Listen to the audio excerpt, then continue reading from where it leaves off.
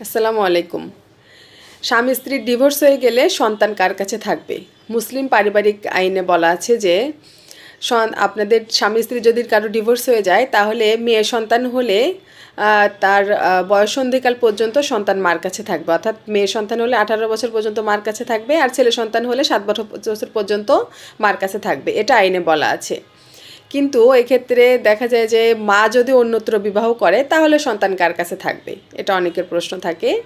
সেক্ষেত্রে বাবার সন্তানকে চাওয়ার অধিকার তৈরি হয় বা সুযোগ তৈরি হয়, কিন্তু মা বিয়ে করার কারণে অটোমেটিক সন্তান বাবার কাছে চলে আসবে, বিষয়টা এরকম নয়। এক্ষেত্রে যদি যদি আদালতে অভিযোগ করে বাবা বা মা যদি অভিযোগ করে যে আমি রাখতে চাই না, এরকম কোনো ইস্যু যদি তৈরি হয় তাহলে আদালত নির্ধারণ করে দিবে সন্তানের যেখানে মঙ্গল সেখানে সন্তানকে রাখার জন্য আদালত নির্দেশ দেয়। অর্থাৎ মার কাছে যদি সন্তানের মঙ্গল থাকে তাহলে মার কাছেই থাকবে তার অন্যত্র বিবাহ হওয়ার পরেও, আর যদি বাবার কাছে মঙ্গল থাকে তাহলে বাবার কাছেই। মার অন্যত্র বিবাহ হওয়ার কারণে যদি সন্তানের কোনো ক্ষতির সম্ভাবনা থাকে তাহলে আদালত নির্ধারণ করে দিবে সন্তান বাবার কাছে রাখার জন্য। ধন্যবাদ।